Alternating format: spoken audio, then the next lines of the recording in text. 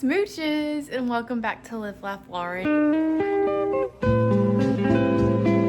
If this is your first time here, hello, my name is Lauren, and up here I do all things cozy and crafty, and I take you along into my creative lifestyle.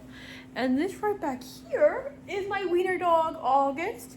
He is about 1 year old, and he is my pride and joy. He is my son. Is that white? Yeah.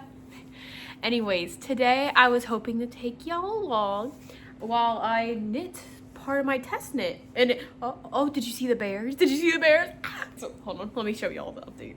So right here is it. Look, do you see the bears? Oh my goodness, look at how cute they are. I love it. And also, let me show you my other test knit, which is the Arctic Bunny Jumper by Miss Vera Grazia. And this one I haven't shown as much because it's a lot more following like a chart. And here she is. I actually just finished the front last night. I just cast it on the other one. So here we go. Yep. So as you can see, there's a deer, a bunny rabbit, and a moose. It's so cute. And look at the little flower motif. I am currently obsessed with it. Obsessed. And more so, I'm obsessed with this Knitting for Olive Heavy Merino and Mohair combo. That blend, chef's kiss. But what I was also gonna say is this yarn right here that I'm using for the bear sweater, the Queensland Collection Fiji yarn. I am also obsessed with this. It is a 100%, I think it's just merino. 100% merino, so it's not superwash, but the color variations of it is just beautiful. Yes. So I wanted to take y'all along today while I knit and just go over how to even test knit. I remember when I was first getting into crochet and knit, I was following a bunch of different content creators in the knitting and fiberverse, and they were all having all these test knitters. And they had all these test knitters, and I was like, I want to try a pattern out. I've never done that before. And I come from the world of research, and I love peer review and that sort of thing. And I'm like, oh, I would love to get into that and help pattern writers make better patterns, right? And I put my name out into the air, trying to and hoping that I would be picked for a test. I never was. Not for a solid 3 years. I think that's when I put in my first application. And I was like, well, what am I doing wrong? Why can't I get a test knit?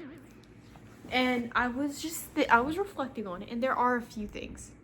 So for one, we have to raise the question of how do we even find a test knit to apply for? And honestly, I think that this step is really tricky in the grand scheme of it all, because there are so many pattern writers out there, right? So we have to know how to find them and how to even be considered for that. It's like getting a job. How are you supposed to get a job if you don't even know where to start looking for the job, right? So my personal recommendation is to follow some knit or crochet fiber artists on Instagram, YouTube, Ravelry, whatever it might be, and just watch them as they post new patterns that they're making. And chances are, from my experience at least, I've noticed that a lot of them, whenever they have a tester application open, they will post it on their story or like blog post or something so that you can apply for it. And furthermore, they'll have details about whatever the pattern is that you're making. So they probably made one themselves, and they'll put in the allotted time that you have to make it if you're selected. It's usually about the, I would say, 6 to 8 week time range. It also depends. It's very heavily dependent on the project. But like for both of the testings I'm doing right now, they're both about a 2-month time frame. And they'll also tell you what type of yarn you need, what type of needles you need, or hooks if you're crocheting. And so they're basically laying it out for you. This is what you need in order to do the test knit. So if you decide to end up applying for it and you're selected, then you have all the materials necessary. And again, this is very similar to a job. Right? And you need to have the credentials to do so. And you have to have the materials to do so, right? But you don't get paid for it. You get the pattern, but you don't get paid for it. And I think that that's something that a lot of people fail to see. It's not a common thing. And also, you typically have to provide your own yarn. I lucked out with this bear sweater because she gratefully sent me some yarn for it, which I really appreciate. Kate Creates Designs is a wonderful pattern writer. And bouncing off of that, so you're paying your time to knit this pattern, give feedback, and also provide images so that then they can be used in the product photo when they end up going to sell the pattern. But it is a very necessary part of the design process because it ends up helping the designer improve upon things and just make sure that a well written pattern is released and other people could end up using it. So going back to the problem at hand, how do I get picked for one? I would recommend, so follow your favorite fiber artists on Instagram, YouTube, whatever it might be, and they will be posting about their different stuff they're designing, right? They're gonna be posting, hey, I'm swatching this new stitch to see and test on a sweater. Follow them and see what they're posting, engage with them, comment on their stuff. And second, if you need help finding these people, I would say go to Ravelry, see what's trending, and see what popular fiber artists are doing. So you can follow Petite Knit, but she's probably not gonna have a general admission test knit open, right? So I would say try to find some of those smaller knitters. So I would say try to find some of those smaller creators and just give them a whirl, because chances are if you end up submitting an application, you will be picked because it's a smaller pool for you to be picked from. And I will also warn you that if it is a smaller creator, then it might end up having more issues, but that's where the great part of testing comes in. You get to make those suggestions to improve the pattern. And speaking on that, actually, I think that when I was first starting, I was scared to admit my name into the hat for a test knit because I was like, oh, I'm not good enough. And I think I kind of fell into the whole imposter syndrome of, oh, I'm not good enough in order to do this. But don't doubt yourself. I wouldn't say if it's your first time ever knitting, put your name in the hat. You need to have some experience. And also when you submit your application, they will consider this. They tend to ask you for the following things: your name, how long you've been crocheting or knitting, what your experience level is, whether that's beginner, intermediate, advanced, what skills you're comfortable with, and you can look at what the description for the test knit is and provide those. So like if it says, hey, we're gonna be doing Italian bind off, maybe put in your skills that you know how to do well. You already know how to do that. You're very well acquainted with the tubular bind off. And that's not something that you're gonna end up wasting time for, because these designers are looking for people that aren't gonna have to learn something completely new and already have some experience with it. And I think too that there is some value for the designers having someone that hasn't done a skill give it a whirl, because if someone decides to end up trying out the pattern and they go into the perspective of never doing that, it could be helpful for them just to have that second set of eyes to just try it out, right? So yes, follow those people. If you need some ideas for where to find them, go to Ravelry. That is the holy grail. If you're not on Ravelry to fiber arts, I don't know what you're doing to find patterns. Definitely hop over there.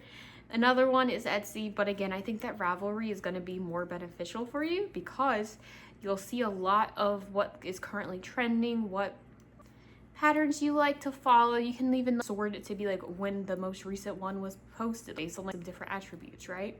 I really need to do a video about how to do Ravelry and how to navigate the site, because it is a little bit very bare bones, but once you know how to sort it and all, then it is a powerful tool. It's so great. I swear to God, they're not paying me to say that. But going off of that, so you understand how to even find these opportunities now. So follow those creators, and I would say if you get the opportunity, don't be scared, just put your name in the hat. But with that, I will give a word of caution. Be careful about how many names you end up putting in, if that makes sense. So if you end up applying for 4 test knits at once, what if you get picked for all 4? You're gonna have to turn down some of them because that's just not realistic. So I would recommend only applying for some every now and then. So I ran into this issue myself when I applied for both of these. I was not expecting to get both of them. I was honestly expecting not to get any of them, but I was gratefully picked for both of them, right? And from what I found is, while it is a time crunch, it limits my other crafting, and I have had a little bit of knitting burnout recently. I want to just create on my own, but I have these obligations I have to fulfill, right? So once I do those, then I can go back into my usual and make what I like to enjoy to make, right? Trust me, I do love making this, but sometimes I just want to knit to knit. I don't want to follow a pattern. And it's when you test it, you're not only following the pattern, you're also looking more in depth of what the pattern is saying and if it can be better well written. Is there issues with the math? You have to look at the different sizes and whatnot. So it's a lot more than just knitting. And for both of these sweaters, I've had to count a lot more than what I usually do. If you know me, I'm a no frills kind of gal. I just fly by the seat of my pants. I don't like counting when it comes to knitting. I do it like when I cast off, but right before ribbing. I'll just make sure it's an even number. But with test knits, you have to need to make sure that everything is good and that it's the highest quality that's being released. But where I was going to with that is understand that it's a lot more than just some knitting pattern. Also know your own limitations as a fiber artist. How much can you reasonably make? Can you knit a sweater in 2 months on 3mm needles? If the answer is no, then maybe don't apply for that test knit. Only apply for the things that you think that you can reasonably do. And when they are filtering out people for test knits, like they are considering this as well based on whatever you decide to put in your application for it. But just something to keep in mind. And also when you are considering applying for one thing I always forget to remember is the cost of the craft. Knitting, while it does seem like a very easy way to save money on clothes and stuff, I would argue I end up spending more money by making my own sweaters and stuff, whereas opposed I just went to the store and bought it. While I am having a lot higher quality materials, yarn ain't cheap. The sweater I'm making for Arctic Bunny sweater, not this one, the other one, cost me $140 in yarn. This sweater, I got 2 balls of yarn and it still cost me over $60 with 3 balls of yarn already provided for me for the main color, right? So definitely know the limitations and just give that a consideration. I always have a rule of thumb. If I'm making a sweater with just like merino wool, it's probably going to run me about $120. And if I'm holding it double with mohair, just go ahead and bump that up to $150 after it's all said and done. But I do really recommend following whatever yarn they suggest, especially for test knits, because that is the recommended yarn. And for both of these, I didn't, or for the Arctic Bunny, I did use the recommended yarn, and for this, I like partially used the recommended yarn. So on the color work part of it, with where the bears are, I did end up supplying my own yarn that's the same weight, but it's a different brand of yarn. But even the like sizing of it can differ a lot, and yarn can behave very differently across different brands. So it's just something to consider if you are considering doing it. So it is a big time sink, and it is also a big money sink. But let me get into the benefits of why I'm doing this. So for me, I really love to be a part of the knitting and crocheting fiber art community. I think that it is full of very like-minded people, and I just love the community. I love sharing the craft. Why else am I posting all of my crafting endeavors on YouTube? I love talking about crafting, and having people that I can talk to about it is wonderful. And from what I've done with my test knits so far, it has been a blast because I have been added to 2 different group chats with people, and we are all knitting the same thing. So it's almost like a knit along, but instead we get to provide criticism and share highlights about why a pattern is good or bad. Oh, I wanted to say hi to me. Hi. Right here. I am trying to knit right now. But that is something I've never done a knit along, and having that opportunity through test knit has been a blast, and I'm having a great time with it. I have found so many other knitting companions and followed them on Instagram and YouTube, whatever it might be. So it's been cool to have that avenue in order to meet new crafters. And we love our dogs around here. We do. One thing that I didn't consider when I was first getting into test knitting was I didn't think about all the revisions that were going to happen. Stop it. So as I've been going through these test knits, of course I found issues throughout. It's just something that happens. I know when I write my own patterns, I'll probably end up having a lot of little mistakes that just end up slipping through the cracks. And the whole point in the group chats are for us to let the designers know, hey, we ran into this issue. Why is it written this way? Maybe it would be better written this way, XYZ. And it can get a little bit hectic trying to keep up with everything. And right now I have, I think, 3 or 4 versions of one pattern. And I only have one version of one of the patterns, but like, there's been comments in the group chat, so you have to keep up with that as well.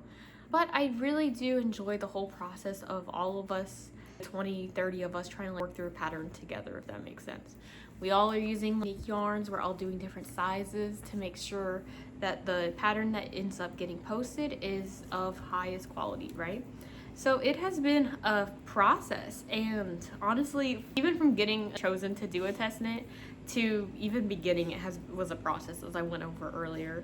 And I'm thoroughly enjoying I'm thoroughly enjoying the process, as I love to say. And if you're not enjoying the process, then what's the point? Also, my hand is hurting, so I need to take a break because right now I'm doing ribbing, as you can see here. It's so pretty, but ribbing always kills my hand because it's just like a lot of knit, purl, knit, purl. One thing I do appreciate about both of these sweaters is one of them is more like cable-esque, more pattern-esque. Not pattern-esque, but I have to follow charts a lot more. And this one is a lot more, there's still color work, but it's more simple because it is just a simple raglan construction.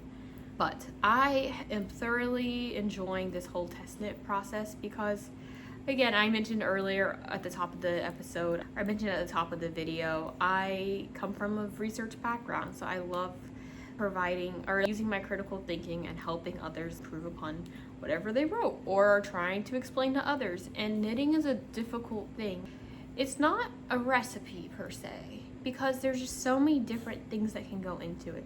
It's a lot more difficult than that, and like, people have different terms. So especially you'll see in crochet, a lot of times it'll either differ between US terminology or UK terminology because there's different stitches depending on, they have the same name but they end up performing differently, and that would greatly and vastly impact your overall project. And just having some other eyes on it and double checking it and providing that criticism is something I have thoroughly enjoyed, and I cannot wait to keep on trying some other test knits. So while it's not an easy process to get or to even implement, because right now I have a month left to finish both of these sweaters, which is definitely manageable. I know I'll do it, but it is a lot of pressure to finish it up because I'm on the designer's timeline. They have to have pictures in order to post, and they want to see what the finished product is, right? So you definitely do feel a little bit more pressure than if you're just knitting a sweater for yourself. But hey, you get a free pattern out of it, even if it's not the final version of it, but you got to have an impact on the pattern that ends up getting released, which is so cool in my opinion. I love leaving impacts wherever I go. I want to be remembered, right? I think everyone does. I think that's just an inherent kind of being. You don't want to just float by, right? And this has been such a cool way to leave a mark in this community. And I've also found so many ways to connect more with the knitting community, and I'm so excited to continue just diving head first into this community, just meeting other crocheters, knitters, and fiber artists and giving their patterns whirls. And I think honestly in my own progression I have so many ideas for different things I want to create outside of this, and something I would love to try is to design my own pattern. I already have one idea that I would love to get out before the summertime, so maybe I'll be calling, or I'll have a little call for testers here soon. I need to finish these first and then actually do some testing and make some of my own stuff. But again, get your name out there, know your own limits, know what you know what you're willing to put on the line, understand that it is a time commitment. And while it is a free pattern, you do have a responsibility to give criticism and also make the thing. But I am thoroughly enjoying this process. And look at August, he's still back there just hanging out.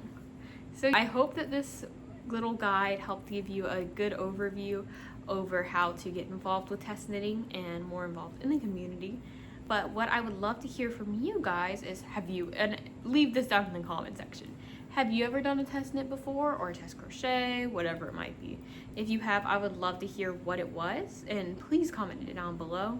Also, I would love to hear whatever project you were working on while listening to this, if whatever it might be, even if you were just listening. And thank you so much for watching, and if you liked what you saw today, please make sure to hit that subscribe button so you can stay updated on all the different crafty videos I make in the future.